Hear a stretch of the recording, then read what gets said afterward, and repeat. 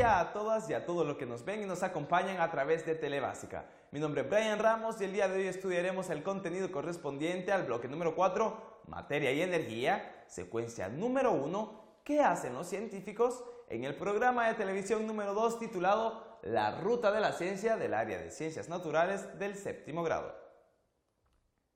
Los objetivos por alcanzar durante el programa son: como número 1, resaltar la importancia de valorar el trabajo de la investigación y el proceso científico. Y como número 2 tenemos el despertar en los estudiantes el interés por la ciencia y desarrollar habilidades como la observación y el pensamiento crítico. Los contenidos a desarrollar son los siguientes. Como número 1, métodos de investigación. Como número 2, el método inductivo. Como número 3, método deductivo o método analítico o indirecto, y como número 4, el método experimental o método hipotético deductivo. ¿Qué les parece si ustedes preparan sus materiales escolares para tomar nota de lo que veremos en la siguiente sesión de aprendizaje? La física no es una ciencia nueva. Desde épocas remotas los hombres han tratado de explicarse los fenómenos ocurridos y su mutua relación. Como referencia puede citarse el eclipse del Sol. En los hombres de la antigüedad este fenómeno producía pánico, pero en la actualidad ya no ocurre lo mismo, puesto que las causas que lo generan han sido reveladas y el miedo se ha convertido en admiración ante dicho fenómeno. Los investigadores que han recorrido la ruta de la ciencia han utilizado diferentes métodos de investigación científica. Por ejemplo, Aristóteles, que lo podemos ver en esta imagen, utilizó preferentemente el método deductivo subordinado a el método inductivo. Mientras Galileo Galilei, que lo podemos ver en esta imagen también, situó en primer plano en el campo de la ciencia el método experimental, que más adelante vamos a conocer un poco más acerca de este método. A continuación explicaremos los diferentes métodos experimentales. Como número 1 tenemos el método inductivo. Se explicará este método con un ejemplo. Se observa que los vegetales, siempre que se encuentren en un ambiente iluminado solo por la luz que penetra por una pequeña ventana, dirigen sus ramas hacia ella. Se puede entonces formular una hipótesis y proponer una ley. La luz influye sobre la vida de las plantas. Aquí podemos ver una imagen que demuestra claramente la premisa que hemos planteado, que la luz influye sobre la vida de las plantas. Este modo de observar es el punto de partida para conocer la realidad que nos rodea. No es un acto superficial, como el mero hecho de ver. Las personas que observan de esta forma participan activamente hasta tal punto que llegan a preguntarse: ¿cómo suceden los fenómenos y por qué suceden? Aquí tenemos una imagen de un buen observador, o sea, un científico que mira más allá de lo simple, o sea, ve más allá de sus narices. El modo de proceder de nuestro conocimiento del mundo exterior, que nos lleva a la observación de los fenómenos particulares, a la formación de una regla, de una ley, de una teoría, recibe el nombre de método inductivo y puede esquematizarse de la siguiente manera. A través de los sentidos. Primero empieza el mundo exterior, después la memoria, después de la razón, después un fenómeno, después de la información o la búsqueda que nosotros debemos realizar, después la formulación de una ley y después, por último, la formulación de una regla. Un ejemplo claro tenemos la ley de la conservación de la energía que se formuló de acuerdo a la física elemental. Como número 2 tenemos también el método deductivo o método analítico o indirecto. Ya se ha explicado que siguiendo el método inductivo, el hombre parte de numerosos datos particulares y llega a una proposición, ley o regla que explica un fenómeno determinado. Mediante el método deductivo, sin embargo, se procede en sentido contrario. Aceptadas algunas proposiciones extraídas de la experiencia, aceptadas algunas verdades dictadas por el recto juicio, por la intuición o incluso por la imaginación, se procede a deducir de ella otras verdades.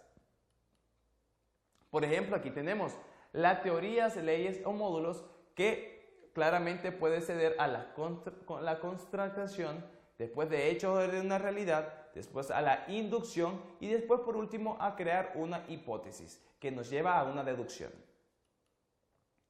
Las proposiciones que se aceptan y se desean admitir reciben el nombre de postulados o axiomas o conceptos primarios. A partir de estas definiciones se deducen después las propiedades. Estudiando, analizando y clasificando tales definiciones se llega a extraer las propiedades que en ellas se contienen. Por ejemplo, aquí tenemos el axioma número 1. Una recta contiene al menos dos puntos. Tenemos el punto A, que puede ser el punto de inicio, y el punto B, que puede ser el punto de salida. O al contrario, tenemos el punto B, que puede ser el inicio, y el punto A, que puede atravesar por él el punto B. Como número 3 tenemos el método experimental o método hipotético deductivo. Este método, que recibe el nombre de método experimental, fue propuesto por Galileo Galilei en el siglo XVII y se basa en las siguientes fases.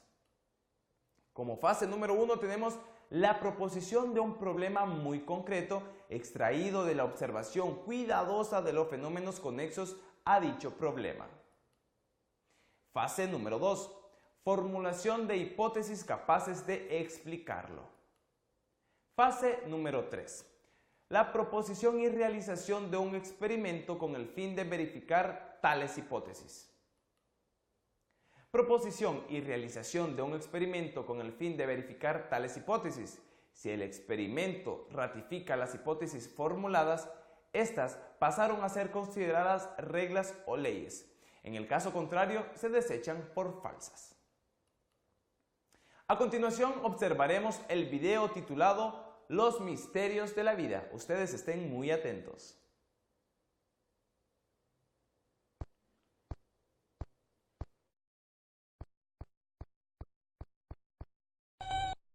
Sí, sé que has estado regándolas. No sé qué puede estar mal. Queridos Tim y Moby, ¿qué es el método científico? Mateo. El método científico es el procedimiento que los científicos usan para tratar de explicar por qué ocurren las cosas como ocurren. Cuando la gente está tratando de entender el mundo que los rodea, muchas veces se encuentra con problemas que no sabe cómo responder. Aquí es cuando entra el método lógico, paso a paso, que los científicos usan para resolver problemas. Como aquí Moby, que parece tener un problema con sus plantas. El primer paso del método científico es identificar el problema para poder resolverlo. Correcto. La planta se está muriendo aunque está siendo regada cada día. ¿Por qué? Para resolver este problema, primero tenemos que entender lo que ya sabemos. Muy bien, las plantas necesitan agua. ¿Qué tipo de planta es esa? Una higuera. Bien. Ahora tenemos que hacer algunas observaciones acerca de la planta. Las hojas son cafés y se están cayendo, y la tierra es mojada y esponjosa. Ahora tenemos que hacer una deducción. Una deducción es lo que podemos suponer a partir de nuestras observaciones. De lo que observamos, podemos deducir que Moby está regando su planta demasiado. Ahora transformemos nuestra deducción en una hipótesis. Bueno, una hipótesis es una explicación que se puede comprobar de aquello que observamos. ¿Qué tal? Las higueras deben regarse únicamente una vez a la semana. Claro, es solo una suposición, pero al menos la obtuvimos partiendo de lo que ya sabíamos y de nuestras observaciones. Ahora debemos pensar en un experimento que pueda probar esta hipótesis. Este es el plan. Tenemos 4 higueras saludables, marcadas como A, B, C y D. Tienen el mismo tipo de maceta, la misma tierra y reciben la misma cantidad de luz solar. La única variable o elemento que va a cambiar será la cantidad de agua que recibirán. La planta A no recibirá nada de agua. La planta B se regará todos los días. La planta C se regará 3 veces a la semana. Y la planta D se regará solo una vez a la semana. Veremos qué pasa en un mes. ¡Tada! Ya pasó un mes y yo sigo con la misma playera. Hay que anotar las nuevas observaciones. La planta A no se ve muy bien. La B tampoco se ve muy bien que digamos. La planta C se ve un poco mejor. Bien, la planta D está perfecta. Es hora de analizar nuestros datos. Basándonos en este experimento y en nuestras observaciones, parece que la higuera creció mejor cuando solo se le regó una vez por semana. De eso podemos sacar una conclusión. Las higueras crecen mejor cuando se les riega una vez a la semana. Bueno, claro, para realmente estar seguros, deberíamos repetir este experimento varias veces para evitar accidentes y variables que se nos pudieran haber olvidado. Si los experimentos no apoyan la hipótesis, entonces la hipótesis tiene que ser replanteada. Y hay que volver a empezar. Pero si muchos experimentos apoyan la hipótesis, entonces esta puede convertirse en una teoría.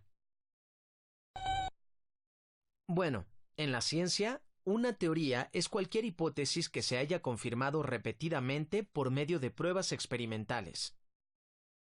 Una teoría que ha sido demostrada una y otra vez puede convertirse en ley, pero eso no significa que será cierta para siempre. En el sentido más estricto, realmente no existe la verdad científica. Los científicos siempre están aprendiendo cosas nuevas sobre el mundo que nos rodea, y nunca se sabe cuándo van a encontrar una prueba nueva que nos obligue a repensar nuestra comprensión del mundo. Bien, usar el método científico puede ayudarte a estar en lo cierto más seguido, y no solamente en las clases de ciencia. Solo tienes que asegurarte de hacer todos los pasos. Si formulas una hipótesis sin antes hacer observaciones, entonces realmente solo estás adivinando. Además, nunca podrás saber si tu hipótesis es correcta si no la compruebas con un experimento. Después de ver este video, ustedes se pueden formular sus propias conclusiones, al igual que nosotros lo hemos hecho. Como conclusión número 1 tenemos que la ruta de la ciencia ha sido transitada por muchos e importantes investigadores que han tenido el valor y la inteligencia de tratar de explicarse lo que sucede a su alrededor y nos han dejado un legado invaluable, el camino para crear conocimiento científico. Como conclusión número 2, le invitamos a valorar la importancia de la investigación científica, a desarrollar habilidades como la observación y un pensamiento crítico sobre lo que sucede a su alrededor. Anímese a tratar de probar sus hipótesis a través de la experimentación. Podría ser algún día ganador de un premio Nobel en ciencia.